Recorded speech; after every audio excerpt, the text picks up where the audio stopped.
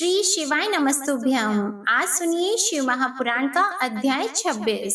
आज के अध्याय में आप जानेंगे भगवान शिव का यतिनाथ, कृष्ण दर्शन और अवधूतेश्वर अवतार का वर्णन है। नंदीश्वर जी कहते हैं, हे मुने, अब मैं परमात्मा शिव के यतिनाथ नामक अवतार का वर्णन करता हूँ। मुनीश्वर, अर्बुदाचल नामक पर्वत के समीप एक भील रहता था जिसका नाम था आहुक। उसकी पत्नी को लोग आहुका कहते थे। वह उत्तम व्रत का पालन करने वाली थी। वे दोनों पति पत्नी महान शिव भक्त थे और शिव की आराधना पूजा में लगे रहते थे। एक दिन वह शिव भक्त भील अपनी पत्नी के लिए आहार की खोज करने के निमित्त जंगल में बहुत दूर चला गया। इसी समय संध्या काल में भील की परीक्षा लेने के लिए भगवान शंकर सन्यासी का रूप धारण करके आए। इतने में ही उस घर का मालिक भील भी चला आया और उसने बड़े प्रेम से उन यतिराज का पूजन किया।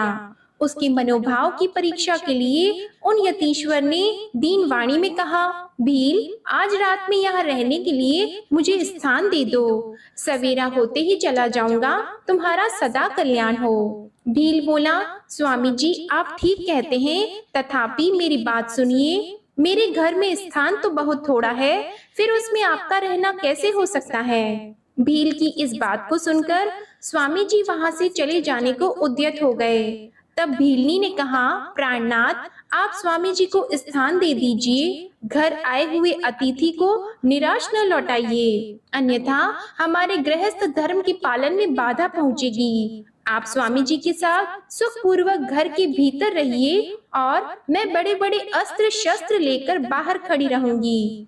पत्नी की यह बात सुनकर भील ने सोचा, स्त्री को घर से बाहर निकालकर मैं भीतर कैसे रह सकता हूँ। सन्यासी जी का अन्यत्र जाना भी मेरे लिए अधर्म का कारक ही होगा।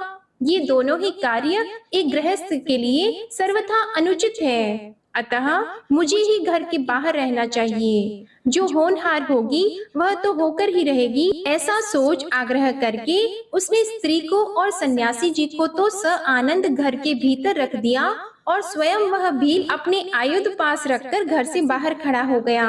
रात में जंगली क्रूर एवं हिंसक पशु उसे पीड़ा देने लगे। उसने भी यथाशक्ति उनसे बचने के लिए महान यत्न किया। इस तरह यत्न करता हुआ वह भील बलवान होकर भी प्रारब्ध प्रेरित हिंसक पशुओं द्वारा बलपूर्वक खा लिया गया। प्रातः काल उठकर जब यति ने देखा कि हिंसक पशुओं ने वनवासी भील को खा डाला है, तब उन्हें बड़ा दुख हुआ। सन्यासी को दुखी देखकर भीलनी दुख से व्याकुल होने पर भी धैर्य पूर्वक उस दुख को दबाकर यूं बोली, स्वामी जी, आप दुखी किस लिए हो रहे हैं। इन भील राज का तो इस समय कल्याण ही हुआ। ये धन्य और कृतार्थ हो गए जो इन्हें ऐसी मृत्यु प्राप्त हुई। मैं चिता की आग में जलकर इनका अनुसरण करूंगी। आप प्रसन्नता पूर्वक मेरे लिए एक चिता तैयार कर दें, क्योंकि स्वामी का अनुसरण करना स्त्रियों के लिए सनातन धर्म है। उसकी बात सुनकर सन्यासी जी ने स्वयं चिता तैयार की और भीलनी ने अपने धर्म के अनुसार उसमें प्रवेश किया। इसी समय भगवान शंकर अपने साक्षात स्वरूप से उसके सामने प्रकट हो गए और उसकी प्रशंसा करते हुए बोले, तुम धन्य हो, मैं तुम पर प्रसन्न हूँ। तुम इच्छा अनुसार वर मांगो, तुम्हारे लिए मुझे कुछ भी अदेय नहीं है। भगवान शंकर का यह परम आनंददायक वचन सुनकर भीलनी को बड़ा सुख मिला। वह ऐसी विभोर हो गई कि उसे किसी भी बात की सुध नहीं रही। उसकी उस अवस्था को लक्ष्य करके भगवान शंकर और भी प्रसन्न हुए और उसके न मांगने पर भी उसे वर देते हुए बोले, मेरा जो यति रूप है यह भावी जन्म में हंस रूप से प्रकट होगा और प्रसन्नता पूर्वक तुम दोनों का परस्पर संयोग कराएगा। यह भील निषद देश की उत्तम राजधानी में राजा वीरसेन का श्रेष्ठ पुत्र होगा। उस समय नल के नाम से इसकी ख्याति होगी और तुम विदर्भ नगर में भीमराज की पुत्री दमयंती होंगी। तुम दोनों मिलकर राजभोग भोगने के पश्चात वह मोक्ष प्राप्त करोगी जो बड़े बड़े योगीश्वरों के लिए भी दुर्लभ है। नंदीश्वर जी कहते हैं, मुनि, ऐसा कहकर भगवान शिव उस समय लिंग रूप में स्थित हो गए। वह भील अपने धर्म से विचलित नहीं हुआ था, अतः उसी के नाम पर उस लिंग को अचलेश संज्ञा दी गई। दूसरे जन्म में वह आहुक नामक भील नैषद नगर में वीरसेन का पुत्र हो महाराज नल के नाम से विख्यात हुआ, और आहुका नाम की भीलनी विदर्भ नगर में राजा भीम की पुत्री दमयंती हुई, और वे यतिनाथ शिव वहां हंस रूप में प्रकट हुए। उन्होंने दमयंती का नल के साथ विवाह कराया। पूर्व जन्म के सत्कार जनित पुण्य से प्रसन्न होकर भगवान शिव ने हंस का रूप धारण कर उन दोनों को सुख दिया। हंस अवतारधारी शिव भांति भांति की बातें करने और संदेश पहुंचाने में कुशल थे। वे नल और दमयंती दोनों के लिए परम आनंददायक हुए। नंदीश्वर कहते हैं, सनत कुमार जी, भगवान शंभु के एक उत्तम अवतार का नाम कृष्ण दर्शन है, जिसने राजा नभग को ज्ञान प्रदान किया था। उसका वर्णन करता हूँ, आप सुनो। श्राद्धदेव नामक मनु के जो इक्ष्वाकु आदि पुत्र थे, उनमें नवम का नाम नभग था, जिनका पुत्र नाभाग नाम से प्रसिद्ध हुआ। नाभाग के ही पुत्र अम्बरीश हुए, जो भगवान विष्णु के भक्त थे तथा जिनकी ब्राह्मण भक्ति देखकर उनके ऊपर महर्षि दुर्वासा प्रसन्न हुए थे। मुने, अम्बरीश के पितामह जो नभग कहे गए हैं, उनके चरित्र का वर्णन सुनो। उन्हीं को भगवान शिव ने ज्ञान प्रदान किया था। मनुपुत्र नभग बड़े बुद्धिमान थे। उन्होंने विद्या अध्ययन के लिए दीर्घ काल तक इंद्रिय संयम पूर्वक गुरुकुल में निवास किया। इसी बीच में इक्ष्वाकु आदि भाइयों ने नभग के लिए कोई भाग न देकर पिता की संपत्ति आपस में बांट ली, और अपना अपना भाग लेकर वे उत्तम रीति से राज्य का पालन करने लगे। उन सब ने पिता की आज्ञा से ही धन का बंटवारा किया था। कुछ काल के पश्चात ब्रह्मचारी नभग गुरुकुल से सांगोपांग वेदों का अध्ययन करके वहां आए। उन्होंने देखा सब भाई सारी संपत्ति का बंटवारा करके अपना अपना भाग ले चुके हैं। तब उन्होंने भी बड़े स्नेह से दाएं भाग पाने की इच्छा रखकर अपने इक्ष्वाकु आदि बंधुओं से कहा, भाइयों, मेरे लिए भाग दिए बिना ही आप लोगों ने आपस में सारी संपत्ति का बंटवारा कर लिया, अतः अब प्रसन्नता पूर्वक मुझे भी हिस्सा दीजिए। मैं अपना दाएं भाग लेने के लिए ही यहाँ आया हूँ। भाई बोले, जब संपत्ति का बंटवारा हो रहा था उस समय हम तुम्हारे लिए भाग देना भूल गए थे। अब इस समय पिताजी को ही तुम्हारे हिस्से में देते हैं, तुम उन्हीं को ले लो, इसमें संशय नहीं है। भाइयों का यह वचन सुनकर नभग को बड़ा विस्मय हुआ। वे पिता के पास जाकर बोले, तात, मैं विद्या अध्ययन के लिए गुरुकुल में गया था और वहाँ अब तक ब्रह्मचारी रहा हूँ। इसी बीच में भाइयों ने मुझे छोड़कर आपस में धन का बंटवारा कर लिया। वहां से लौटकर जब मैंने अपने हिस्से के बारे में उनसे पूछा, तब उन्होंने आपको मेरा हिस्सा बता दिया, अतः उसके लिए मैं आपकी सेवा में आया हूँ। नभग की वह बात सुनकर पिता को बड़ा विस्मय हुआ। श्राद्धदेव ने पुत्र को आश्वासन देते हुए कहा, बेटा, भाइयों की उस बात पर विश्वास न करो, वह उन्होंने तुम्हें ठगने के लिए कही है। मैं तुम्हारे लिए भोग साधक उत्तम दाय नहीं बन सकता। तथापि उन वंचकों ने यदि मुझे ही दाय के रूप में तुम्हें दिया है, तो मैं तुम्हारी जीविका का एक उपाय बताता हूँ, सुनो। इन दिनों उत्तम बुद्धि वाले आंगीर सगोत्रीय ब्राह्मण एक बहुत बड़ा यज्ञ कर रहे हैं। उस कर्म में प्रत्येक छठे दिन का कार्य वे ठीक ठीक नहीं समझ पाते, उसमें उनसे भूल हो जाती है। तुम वहां जाओ और उन ब्राह्मणों को विश्व देव संबंधी 2 सूक्त बता दो। इससे वह यज्ञ शुद्ध रूप से संपादित होगा। वह यज्ञ समाप्त होने पर वे ब्राह्मण जब स्वर्ग को जाने लगेंगे, उस समय संतुष्ट होकर अपने यज्ञ से बचा हुआ सारा धन तुम्हें दे देंगे। पिता की यह बात सुनकर सत्यवादी नभग बड़ी प्रसन्नता के साथ उस उत्तम यज्ञ में गए। मुने, वहां छठे दिन के कर्म में बुद्धिमान मनुपुत्र ने वैश्वदेव संबंधी 2 सूक्तों का स्पष्ट रूप से उच्चारण किया। यज्ञ कर्म समाप्त होने पर वे आंगिरस ब्राह्मण यज्ञ से बचा हुआ अपना अपना धन नभग को देकर स्वर्ग लोक को चले गए।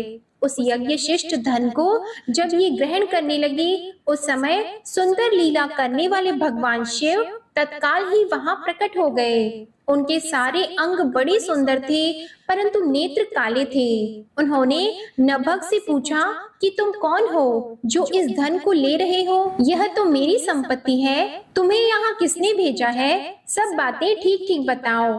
तब नभग ने कहा, यह तो यज्ञ से बचा हुआ धन है जिसे ऋषियों ने मुझे दिया है। अब ये मेरी ही संपत्ति है, इसको लेने से तुम मुझे कैसे रोक रहे हो? कृष्ण दर्शन ने कहा, तात, हम दोनों के इस झगड़े में तुम्हारे पिता ही पंच रहेंगे। जाकर उनसे पूछो और वे जो निर्णय दे उसे ठीक ठीक यहाँ आकर बताओ। उनकी बात को सुनकर नभग पिता के पास जाकर उक्त प्रश्न को उनके सामने रखा।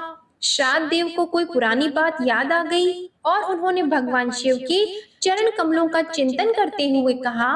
मनु बोले, तात, वे पुरुष जो तुम्हें वह धन लेने से रोक रहे हैं, साक्षात भगवान शिव हैं। यों तो संसार की सारी वस्तु ही उनकी ही है, परंतु यज्ञ से प्राप्त हुए धन पर उनका विशेष अधिकार है। यज्ञ करने से जो धन बच जाता है, उसे भगवान रुद्र का भाग निश्चित किया गया है। अतः यज्ञ अविष्ट सारी वस्तु ग्रहण करने के अधिकारी सर्वेश्वर महादेव जी ही हैं। उनकी इच्छा से ही दूसरे लोग उस वस्तु को ले सकते हैं। भगवान शिव तुम पर कृपा करने के लिए ही वहाँ वैसा रूप धारण करके आए हैं। तुम वहीं जाओ और उन्हें प्रसन्न करो, अपने अपराध के लिए क्षमा मांगो और प्रणाम पूर्वक उनकी स्तुति करो। नभग पिता की आज्ञा से वहां गए और भगवान को प्रणाम करके हाथ जोड़कर बोले, महेश्वर, यह सारी त्रिलोकी ही आपकी है, फिर यज्ञ से बचे हुए धन के लिए तो कहना ही क्या। निश्चय ही इस पर आपका अधिकार है, यही मेरे पिता ने निर्णय दिया है। हे नाथ, मैंने यथार्थ बात न जानने के कारण भ्रमवश जो कुछ कहा है, मेरे उस अपराध को क्षमा कीजिए। मैं आपके चरणों में मस्तक रखकर यह प्रार्थना करता हूँ कि आप मुझ पर प्रसन्न हो। ऐसा कहकर नभग ने अत्यंत दीनतापूर्ण हृदय से दोनों हाथ जोड़कर महेश्वर कृष्ण दर्शन का स्तवन किया। उधर श्राद्ध देव ने भी अपने अपराध के लिए क्षमा मांगते हुए भगवान शिव की स्तुति की। फिर भगवान रुद्र ने मन ही मन प्रसन्न होकर नभग को कृपा दृष्टि से देखा और मुस्कुराते हुए कहा।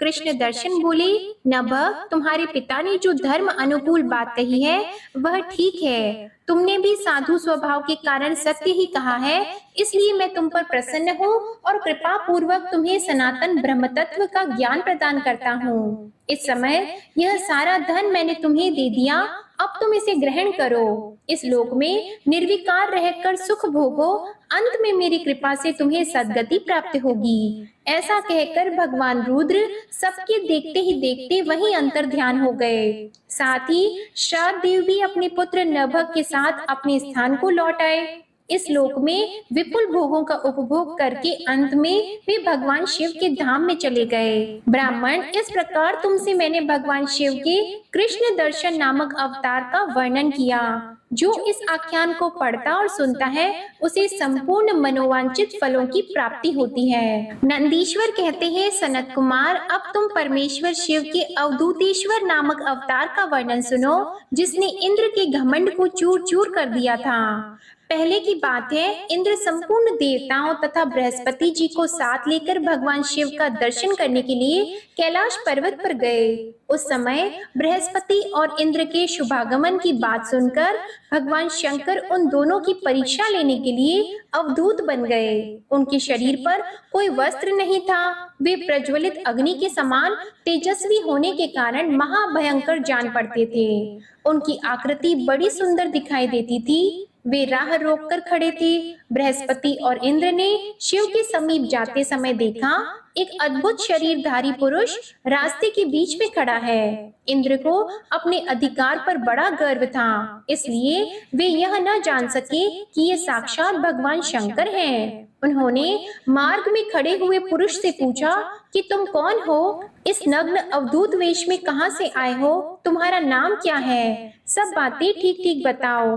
भगवान शिव अपने स्थान पर है या इस समय कहीं अन्यत्र गए हैं? मैं देवताओं और गुरुजी के साथ उन्हीं के दर्शन के लिए जा रहा हूँ। इंद्र के बार बार पूछने पर भी महान कौतुक करने वाले अहंकारहारी महायोगी त्रिलोकीनाथ शिव कुछ नहीं बोले। वे चुप ही रहे। तब अपने ऐश्वर्य का घमंड रखने वाले देवराज इंद्र ने रोष में आकर उस जटाधारी पुरुष को फटकारा और इस प्रकार कहा।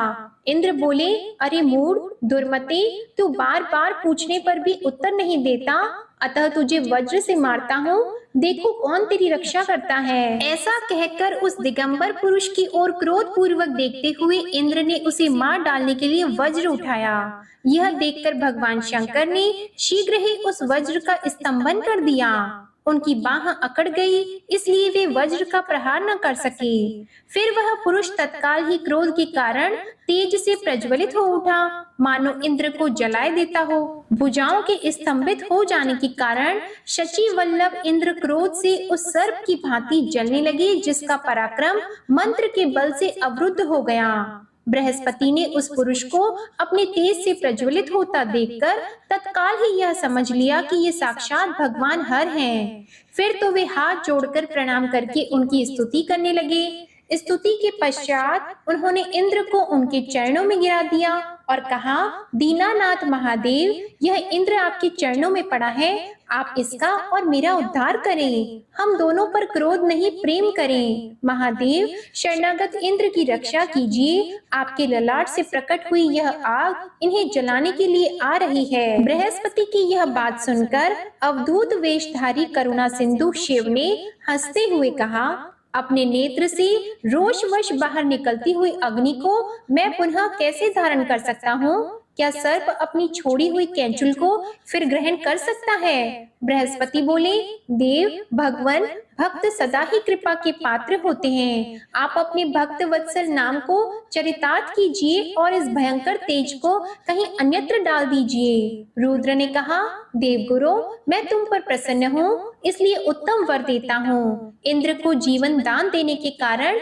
आज से तुम्हारा एक नाम जीव भी होगा। मेरे ललाटवर्ती नेत्र से जो यह आग प्रकट हुई है, इसे देवता नहीं सह सकते, अतः इसको मैं बहुत दूर छोड़ूंगा, जिससे यह इंद्र को पीड़ा न दे सके। ऐसा कहकर अपने तेज स्वरूप उस अद्भुत अग्नि को हाथ में लेकर भगवान शिव ने क्षार समुद्र में फेंक दिया।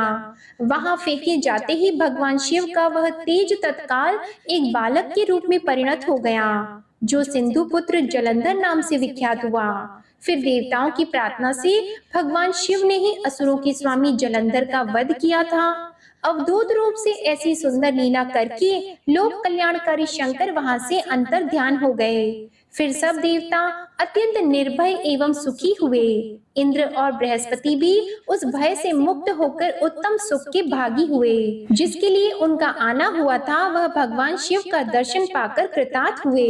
इंद्र और बृहस्पति प्रसन्नता पूर्वक अपने स्थान को चले गए। सनत कुमार, इस प्रकार मैंने तुमसे परमेश्वर शिव के अवधूतेश्वर नामक अवतार का वर्णन किया है, जो दुष्टों को दंड एवं भक्तों को परम आनंद प्रदान करता है। यह दिव्य आख्यान पाप का निवारण करके यश, स्वर्ग, भोग, मोक्ष तथा संपूर्ण मनोवांछित फल की प्राप्ति कराने वाला है। जो प्रतिदिन एकाग्रचित होकर इसे सुनता अथवा सुनाता है, वह इह लोक में संपूर्ण सुखों का उपभोग करके अंत में भगवान शिव की गति प्राप्त कर लेता है। नंदीश्वर जी कहते हैं, हे मुनि श्रेष्ठ, अब तुम भगवान शंभु के नारी संदेह भंजक भिक्षु अवतार का वर्णन सुनो, जिसे उन्होंने अपने भक्त पर दया करके ग्रहण किया था। विदर्भ देश में सत्यरथ नाम से प्रसिद्ध एक राजा थे, जो धर्म में तत्पर, सत्यशील और बड़े बड़े शिव भक्तों से प्रेम करने वाले थे। धर्म पूर्वक पृथ्वी का पालन करते हुए उनका बहुत सा समय सुख पूर्वक बीत गया। फिर किसी शाल्व देश के राजाओं ने उस राजा की राजधानी पर आक्रमण करके उसे चारों ओर से घेर लिया। बल उन्मत्त शाल्व देशीय क्षत्रियों के साथ, जिनके पास बहुत बड़ी सेना थी, राजा सत्यरथ का बड़ा भयंकर युद्ध हुआ। शत्रुओं के साथ दारुण युद्ध करके उनकी बड़ी भारी सेना नष्ट हो गई। फिर दैव योग से राजा भी शाल्वों के हाथ से मारे गए। उन नरेश के मारे जाने पर मरने से बचे हुए सैनिक मंत्रियों सहित भय से विह्वल होकर भाग खड़े हुए। मुने, उस समय विदर्भ राज सत्यरथ की महारानी शत्रुओं से घिरी होने पर भी कोई प्रयत्न करके रात के समय अपने नगर से बाहर निकल गईं। वे गर्भवती थी, इसलिए शोक से संतप्त होकर भगवान शंकर के चरण अरविंदों का चिंतन करती हुई वे धीरे धीरे पूर्व दिशा की ओर बहुत दूर चली गईं। सवेरा होने पर रानी ने भगवान शंकर की दया से एक निर्मल सरोवर देखा। उस समय तक वे बहुत दूर का रास्ता तय कर चुकी थी। सरोवर के तट पर आकर वे सुकुमारी रानी एक छायादार वृक्ष के नीचे बैठ गईं। भाग्यवश उसी निर्जन स्थान में वृक्ष के नीचे ही रानी ने उत्तम गुणों से युक्त शुभ मुहूर्त में एक दिव्य बालक को जन्म दिया, जो सभी शुभ लक्षणों से संपन्न था। दैववश उस बालक की जननी महारानी को बड़ी जोर की प्यास लगी। तब वे पानी पीने के लिए उस सरोवर में उतरी। इतने में ही एक बड़े भारी ग्राह ने आकर रानी को अपना ग्रास बना लिया। वह बालक पैदा होते ही माता पिता से हीन हो गया और भूख प्यास से पीड़ित होकर उस तालाब के किनारे जोर जोर से रोने लगा। इतने में ही उस पर कृपा करके भगवान महेश्वर वहां आ गए और उस शिशु की रक्षा करने लगे। उन्हीं की प्रेरणा से एक ब्राह्मणी अचानक वहां आ गई। वह विधवा थी, घर घर भीख मांगकर जीवन निर्वाह करती थी और अपने 1 वर्ष के बालक को गोद में लिए हुए उस तालाब के तट पर पहुंची थी। उसने एक अनाथ शिशु को वहां क्रंदन करते हुए देखा। निर्जन वन में उस बालक को देखकर ब्राह्मणी को बड़ा विस्मय हुआ और वह मन ही मन विचार करने लगी, अहो, यह मुझे इस समय बड़े आश्चर्य की बात दिखाई देती है कि यह नवजात शिशु, जिसकी नाल भी अभी तक नहीं कटी है, पृथ्वी पर पड़ा हुआ है। इसकी माँ भी नहीं है, पिता आदि दूसरे कोई सहायक भी यहाँ नहीं दिखाई देते। क्या कारण हो गया? न जाने यह किसका पुत्र है। इसे जानने वाला यहाँ कोई भी नहीं है जिससे इसके जन्म के विषय में पूछूं। इसे देखकर मेरे हृदय में करुणा उत्पन्न हो गई है। मैं इस बालक का अपने औरस पुत्र की भांति पालन पोषण करना चाहती हूँ, परंतु इसके कुल और जन्म आदि का ज्ञान न होने के कारण इसे छूने का साहस नहीं होता। ब्राह्मणी जब इस प्रकार विचार कर रही थी, उस समय भक्त वत्सल भगवान शंकर ने बड़ी कृपा की। बड़ी बड़ी लीलाएं करने वाले महेश्वर एक सन्यासी का रूप धारण करके सहसा वहां आ पहुँचे, जहां वह ब्राह्मणी संदेह में पड़ी हुई थी और यथार्थ बात को जानना चाहती थी। श्रेष्ठ भिक्षु का रूप धारण करके आए हुए करुणा निधान शिव ने उससे हंसकर कहा, ब्राह्मणी, अपने चित्त में संदेह और खेद को स्थान न दो। यह बालक परम पवित्र है, तुम इसे अपना ही पुत्र समझो और प्रेम पूर्वक इसका पालन करो। ब्राह्मणी बोली, प्रभु, आप मेरे भाग्य से ही यहाँ पधारे हैं। इसमें संदेह नहीं है कि मैं आपकी आज्ञा से इस बालक का अपने पुत्र की ही भांति पालन पोषण करूंगी। तथापि मैं विशेष रूप से यह जानना चाहती हूँ कि वास्तव में यह कौन है, किसका पुत्र है और आप कौन हैं जो इस समय यहाँ पधारे हैं। भिक्षुवर, मेरे मन में बार बार यह बात आती है कि आप करुणा सिंधु शिव ही हैं और यह बालक पूर्व जन्म में आपका भक्त रहा है। किसी कर्म दोष से यह इस दुर्अवस्था में पड़ गया है। इसे भोगकर यह पुनः आपकी कृपा से परम कल्याण का भागी होगा। मैं भी आपकी माया से ही मोहित होकर मार्ग भूलकर यहाँ आ गई हूँ। आपने ही इसके पालन के लिए मुझे यहाँ भेजा है। भिक्षु प्रवर शिव ने कहा, ब्राह्मणी, सुनो, यह बालक शिव भक्त विदर्भराज सत्यरथ का पुत्र है। सत्यरथ को शाल्व देशीय क्षत्रियों ने युद्ध में मार डाला है। उनकी पत्नी अत्यंत व्यग्र होकर रात में शीघ्रता पूर्वक अपने महल से भागकर आ गईं। उन्होंने यहाँ आकर इस बालक को जन्म दिया। सवेरा होने पर वे प्यास से पीड़ित होकर सरोवर में उतरी। उसी समय दैववश एक ग्राह ने आकर उन्हें अपना आहार बना लिया। ब्राह्मणी ने पूछा, भिक्षुदेव, क्या कारण है कि इसके पिता राजा सत्यरथ श्रेष्ठ भोगों के उपभोग के समय बीच में ही शाल्व देशीय शत्रुओं द्वारा मार डाले गए? किस कारण से शिशु की माता को ग्राह ने खा लिया? और यह शिशु जो जन्म से ही अनाथ और बंधुहीन हो गया, इसका क्या कारण है? मेरा अपना पुत्र भी अत्यंत दरिद्र एवं भिक्षुक क्यों हुआ? तथा मेरे इन दोनों पुत्रों को भविष्य में कैसे सुख प्राप्त होगा? भिक्षुवर्य शिव ने कहा, इस राजकुमार के पिता विदर्भराज पूर्व जन्म में पांड्य देश के श्रेष्ठ राजा थे। वे सब धर्मों के ज्ञाता थे और संपूर्ण पृथ्वी का धर्म पूर्वक पालन करते थे।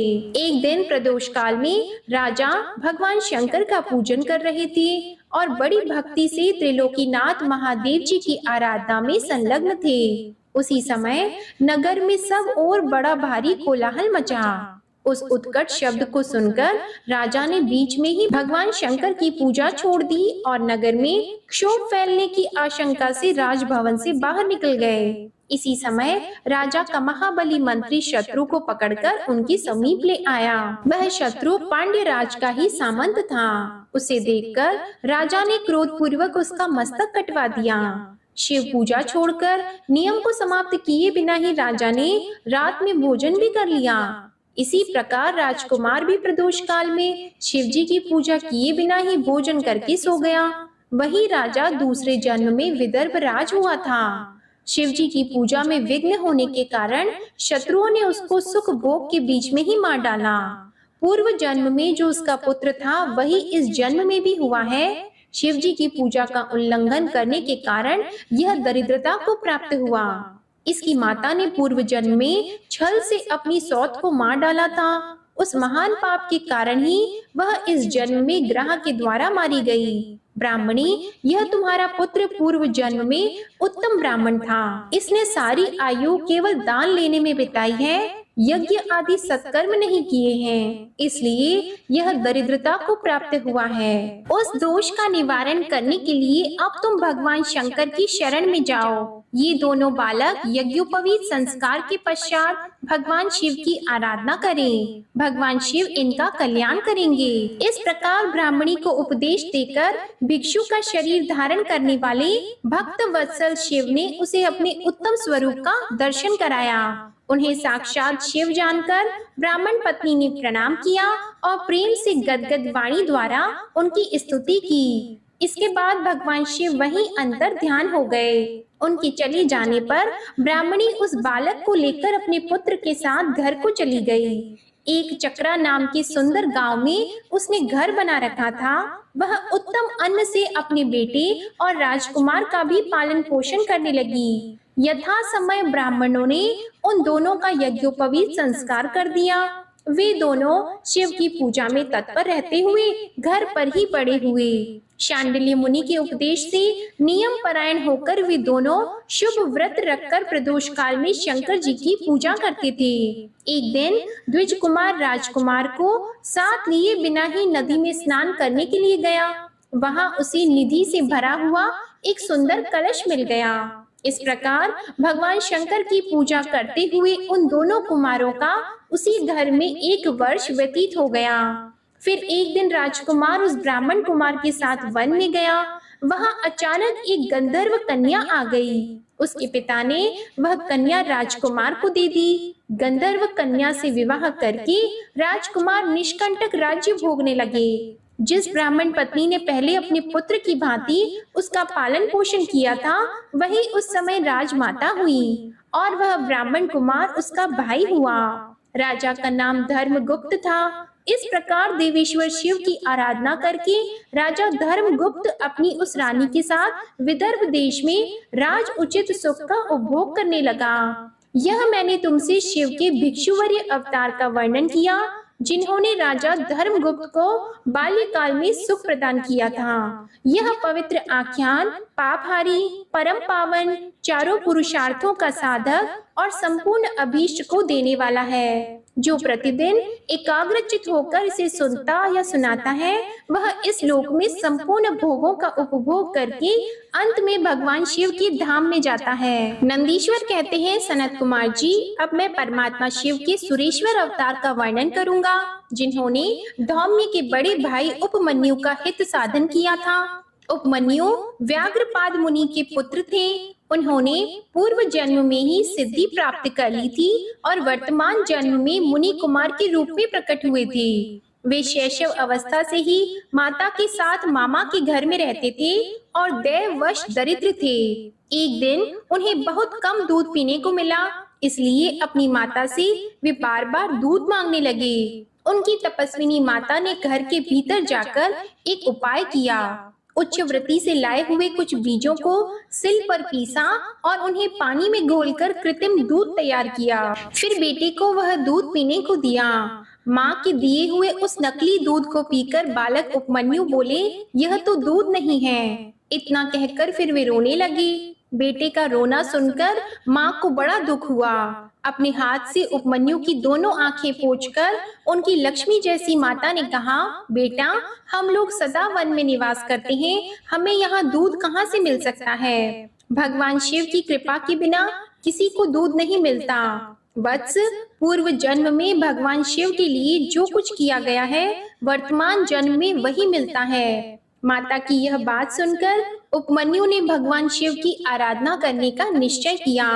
वे तपस्या के लिए हिमालय पर्वत पर गए और वहां वायु पीकर रहने लगे। उन्होंने 8 ईंटों का एक मंदिर बनाया और उसके भीतर मिट्टी की शिवलिंग की स्थापना करके उसमें माता पार्वती सहित भगवान शिव का आह्वान किया। फिर जंगल के पत्र पुष्प आदि लेकर भक्ति भाव से पंचाक्षर मंत्र ओम नमः शिवाय के उच्चारण पूर्वक सांब शिव की पूजा करने लगी। माता पार्वती और शिव का ध्यान करके उनकी पूजा करने के पश्चात वे पंचाक्षर मंत्र का जप किया करते थे।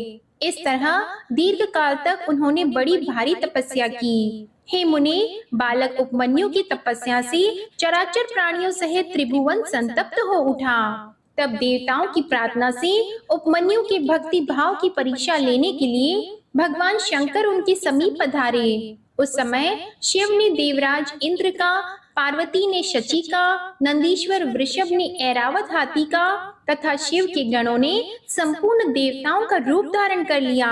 निकट आने पर सुरेश्वर रूपधारी शिव ने बालक उपमन्यु को वर मांगने के लिए कहा। उपमन्यु ने पहले तो शिव भक्ति मांगी, फिर अपने को इंद्र बताकर जब उन्होंने शिव की निंदा की, तब उस बालक ने भगवान शिव के अतिरिक्त दूसरे किसी से कुछ भी लेना अस्वीकार कर लिया। वे इंद्र को मारकर स्वयं भी मर जाने को उद्यत हो गए। उन्होंने जो अघोर अस्त्र चलाया उसे नंदी ने पकड़ लिया और उन्होंने अपने को जलाने के लिए जो अग्नि की धारणा की उसे भगवान शिव ने शांत कर दिया। फिर वे सब के सब अपने यथार्थ स्वरूप में प्रकट हो गए। शिव ने उपमन्यु को अपना पुत्र माना और उनका मस्तक सूंघकर कहा, हे वत्स, मैं तुम्हारा पिता और ये पार्वती देवी तुम्हारी माता है। तुम्हें आज से सनातन कुमारत्व प्राप्त होगा।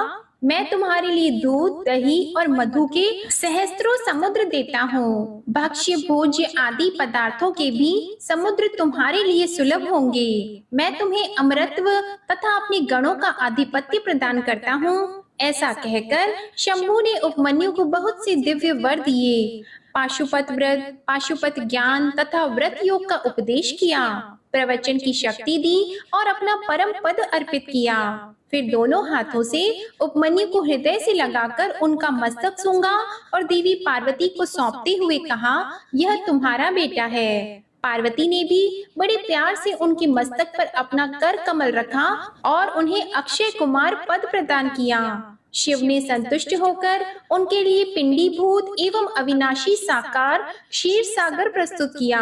साथ ही योग संबंधी ऐश्वर्य, नित्य संतोष, अक्षय ब्रह्मा विद्या और उत्तम समृद्धि प्रदान की। उनके कुल और गोत्र के अक्षय होने का वरदान दिया और यह भी कहा कि मैं तुम्हारे इस आश्रम पर नित्य निवास करूंगा। इतना कहकर भगवान शिव अंतर ध्यान हो गए। उपमन्यु वर पाकर प्रसन्नता पूर्वक घर आए। उन्होंने माता से सब बातें बताई। ये सुनकर माता को बड़ा हर्ष हुआ।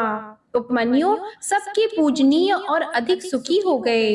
हे तात, इस प्रकार मैंने तुमसे परमेश्वर शिव के सुरेश्वर अवतार का वर्णन किया। यह अवतार सत्पुरुषों को सदा ही सुख देने वाला है। सुरेश्वर अवतार की ये कथा पाप को दूर करने वाली और संपूर्ण मनोवांछित फलों को देने वाली है। जो इसे भक्ति पूर्वक सुनता या सुनाता है वह संपूर्ण सुखों को भोग कर अंत में भगवान शिव को प्राप्त होता है। नंदीश्वर जी आगे कहते हैं, बुद्धिमान सनत कुमार जी, अब तुम पिनाकधारी भगवान शिव के किरात नामक अवतार का वर्णन सुनो। उस अवतार में उन्होंने मूक नामक दैत्य का वध और प्रसन्न होकर अर्जुन को वर प्रदान किया था। जब सुयोधन ने महाबली पांडवों को जुए में जीत लिया तब वे सती साध्वी द्रौपदी के द्वैतवन में चले गए। वहीं वे पांडव सूर्य द्वारा दी हुई बटलोई का आश्रय लेकर सुखपूर्वक अपना समय बिताने लगे। प्रियवर, उसी समय सुयोधन ने आदर पूर्वक मुनिवर दुर्वासा को छल करने के प्रयोजन से पांडवों के निकट जाने के लिए प्रेरित किया। तब महर्षि दुर्वासा अपने 10,000 शिष्यों के साथ आनंद पूर्वक वहां गए और पांडवों से मन अनुकूल भोजन की याचना की। तब उन सभी पांडवों ने उनकी प्रार्थना स्वीकार करके दुर्वासा आदि तपस्वी मुनियों को स्नान करने के लिए भेजा। मुनीश्वर, इधर अन्न भाव के कारण वे सभी पांडव बड़े संकट में पड़ गए और मन ही मन प्राण त्याग देने का विचार करने लगे। तब द्रौपदी ने श्री कृष्ण का स्मरण किया। वे तत्काल ही वहां आ पहुँचे और शाक के पत्ते को भोग लगाकर उन सभी तपस्वियों को तृप्त कर दिया। फिर तो महर्षि दुर्वासा अपने शिष्यों को तृप्त हुआ जानकर वहां से चलते बने। इस प्रकार श्री कृष्ण की कृपा से उस समय पांडव संकट से मुक्त हुए।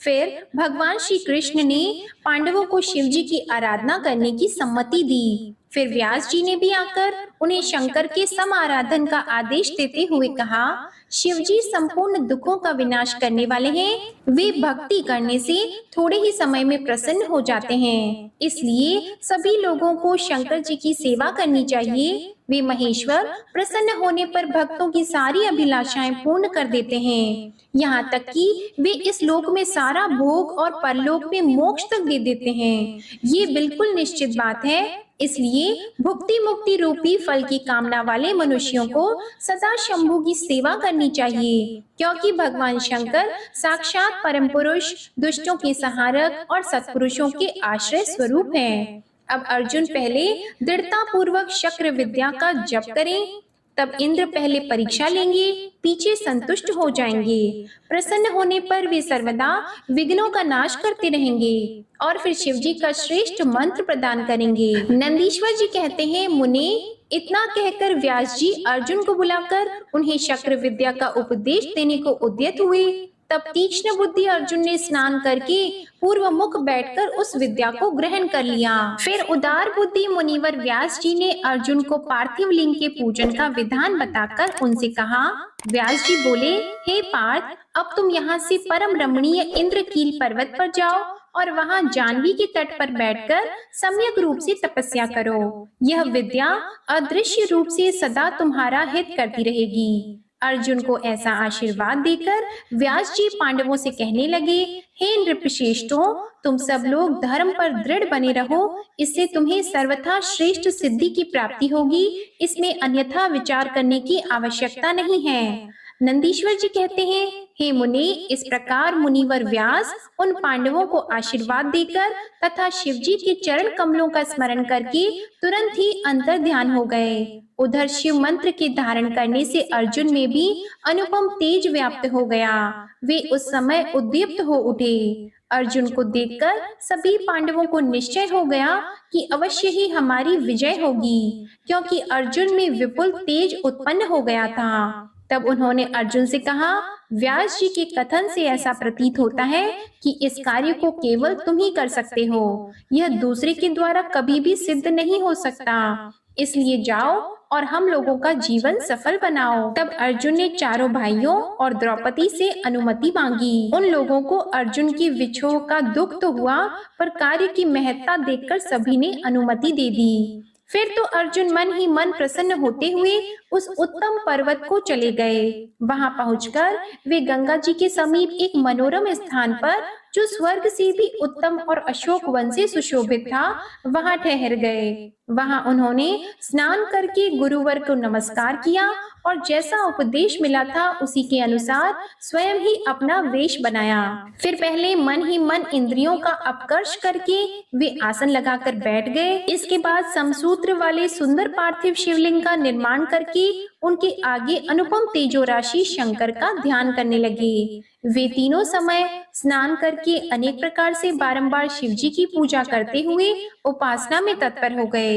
तब अर्जुन के शिरोभाग से तेज की ज्वाला निकलने लगी। उसे देखकर इंद्र के गुप्तचर भयभीत हो गए। वे सोचने लगे, ये यहाँ कब आ गया। पुनः उन्होंने ऐसा विचार किया कि यह घटना इंद्र को बता देनी चाहिए। ऐसा सोचकर वे तत्काल ही इंद्र के समीप गए। गुप्तचरों ने कहा, हे देवेश, वन में एक पुरुष तप कर रहा है, परंतु हमें पता नहीं कि वह देवता है, ऋषि है, सूर्य है या अग्नि है। उसी के तेज से संतप्त होकर हम आपके निकट आए हैं। हमने उसका चरित्र भी आपसे निवेदित कर दिया। अब आप जैसा उचित समझे वैसा करें। नंदीश्वर जी कहते हैं, हे मुनि, उन गुप्तचरों के यों कहने पर इंद्र को अपने पुत्र अर्जुन का सारा मनोरथ ज्ञात हो गया। तब वे पर्वत रक्षकों को विदा करके स्वयं वहां जाने का विचार करने लगे। हे विप्रवर, इंद्र अर्जुन की परीक्षा करने के लिए वृद्ध ब्रह्मचारी ब्राह्मण का वेश बनाकर वहां पहुँचे। उस समय उन्हें आया हुआ देखकर पांडुपुत्र अर्जुन ने उनकी पूजा की और फिर उनकी स्तुति करके आगे खड़े होकर पूछने लगे, हे ब्राह्मण, बताइए इस समय कहाँ से आपका शुभ आगमन हुआ है। इस पर ब्राह्मण वेशधारी इंद्र ने अर्जुन को ऐसे वचन कहे जिससे वह तप से डिग जाए। पर जब अर्जुन को दृढ़ निश्चय देखा, तब अपने स्वरूप में प्रकट होकर इंद्र ने अर्जुन को भगवान शंकर का मंत्र बताया और उसका जप करने की आज्ञा दी। फिर अपने अनुचरों को सावधानी के साथ अर्जुन की रक्षा करने का आदेश देकर वे अर्जुन से बोले, भद्र, तुम्हें कहीं भी प्रमाद पूर्वक राज्य नहीं करना चाहिए, परंतु यह विद्या तुम्हारे लिए श्रेयस्करी होगी। साधक को सर्वथा धैर्य धारण किए रहना चाहिए। रक्षक तो भगवान शिव है ही। वे संपत्तियां और फल मोक्ष दोनों समान रूप से देंगे, इसमें तनिक भी संशय नहीं है। नंदीश्वर जी कहते हैं, मुने, इस प्रकार अर्जुन को वरदान देकर देवराज इंद्र शिव जी के चरण कमलों का स्मरण करते हुए अपने भवन को लौट गए। तब महावीर अर्जुन ने भी सुरेश्वर को प्रणाम किया और फिर वे मन को वश में करके इंद्र के उपदेश अनुसार शिव जी के उद्देश्य से तपस्या में लीन हो गए। नंदीश्वर जी कहते हैं, हे मुनि, फिर अर्जुन व्यास जी के उपदेश अनुसार विधि पूर्वक स्नान और न्यास आदि करके परम भक्ति के साथ शिव जी का ध्यान करने लगे। उस समय वे एक श्रेष्ठ मुनि की भांति एक ही पैर के बल पर खड़े होकर सूर्य की ओर एकाग्र दृष्टि करके खड़े खड़े मंत्र जप कर रहे थे। इस प्रकार वे परम प्रेम पूर्वक मन ही मन शिव जी का स्मरण करके शंभु के सर्वोत्कृष्ट पंचाक्षर मंत्र का जप करते हुए घोर तप करने लगे। उस तपस्या का ऐसा उत्कृष्ट तेज प्रकट हुआ जिससे देवगण विस्मित हो गए। पुनः वे शिव जी के पास गए और समाहित चित्त से बोले, देवताओं ने कहा, सर्वेश, एक मनुष्य आपके लिए तपस्या में निरत है। प्रभु, वह व्यक्ति जो कुछ चाहता है उसे आप दे क्यों नहीं देते। नंदीश्वर जी कहते हैं, मुनि, यों कहकर देवताओं ने अनेक प्रकार से उनकी स्तुति की। फिर उनके चरणों की ओर दृष्टि लगाकर वे विनम्र भाव से खड़े हो गए। तब उदार बुद्धि एवं प्रसन्न आत्मा महाप्रभु शिव जी उस वचन को सुनकर हंस पड़े और देवताओं से बोले, देवताओं, अब तुम लोग अपने स्थान को लौट जाओ। मैं सब तरह से तुम लोगों का कार्य संपन्न करूंगा। यह बिल्कुल सत्य है, इसमें कोई संदेह नहीं। नंदीश्वर जी कहते हैं, मुने, शंभु के वचन को सुनकर देवताओं को पूर्णतया निश्चय हो गया। तब वे सब अपने स्थान को लौट गए। इसी समय मूक नामक दैत्य शूकर का रूप धारण करके वहां आया। विप्रेंद्र, उसे उस समय मायावी दुरात्मा दुर्योधन ने अर्जुन के पास भेजा था। वह जहां अर्जुन स्थित थे उसी मार्ग से अत्यंत वेग पूर्वक पर्वत शिखरों को उखाड़ता, वृक्षों को छिन्न भिन्न करता और अनेक प्रकार के शब्द करता हुआ आया। तब अर्जुन की भी दृष्टि उस मूक नामक असुर पर पड़ी। वे शिवजी के पाद पद्यों का स्मरण करके यों विचार करने लगे। अर्जुन ने मन ही मन कहा, यह कौन है और कहां से आ रहा है? यह तो क्रूर कर्मा दिखाई पड़ता है।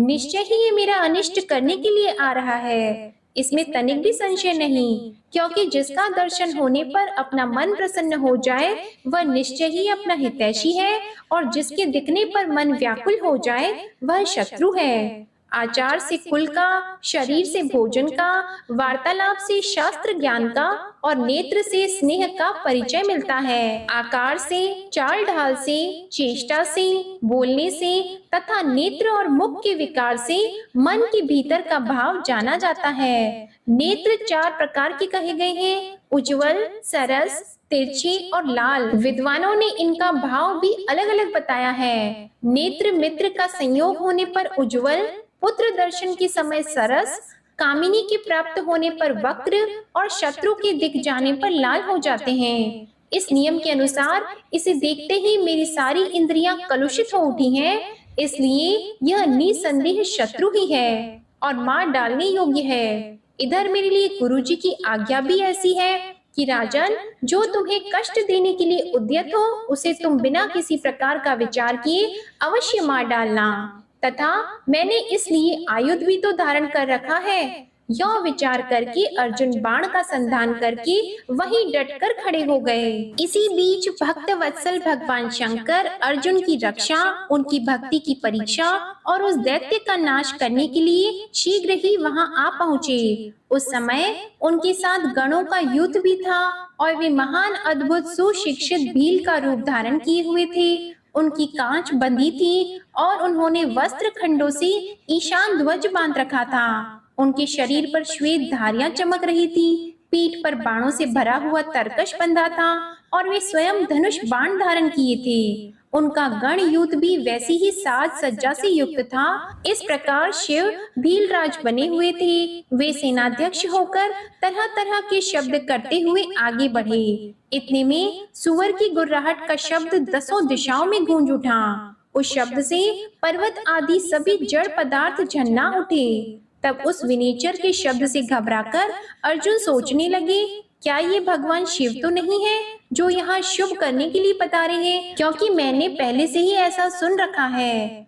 पुनः श्री कृष्ण और व्यास जी ने भी ऐसा ही कहा है तथा देवताओं ने भी बारंबार स्मरण करके ऐसी ही घोषणा की है कि शिव जी कल्याणकर्ता और सुखदाता हैं। वे मुक्ति प्रदान करने के कारण मुक्तिदाता कहे जाते हैं।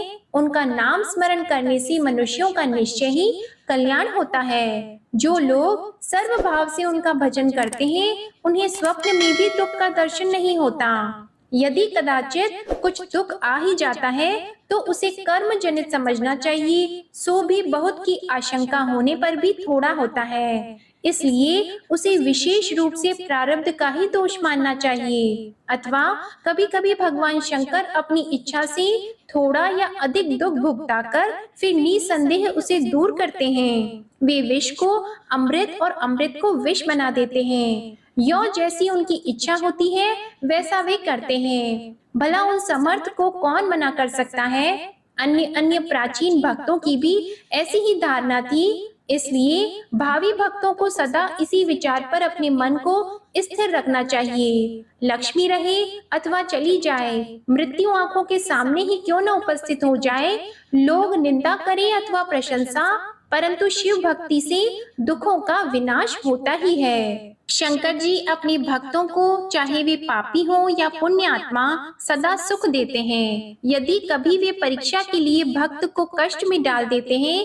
तो अंत में दयालु स्वभाव होने के कारण वे ही उसके सुखदाता भी होते हैं। फिर तो वह भक्त उसी प्रकार निर्मल हो जाता है जैसे आग में तपाया हुआ सोना शुद्ध हो जाता है। इसी तरह की बातें मैंने पहले भी मुनियों के मुख से सुन रखी है। इसलिए मैं शिव जी का भजन करके उसी से उत्तम सुख प्राप्त करूंगा।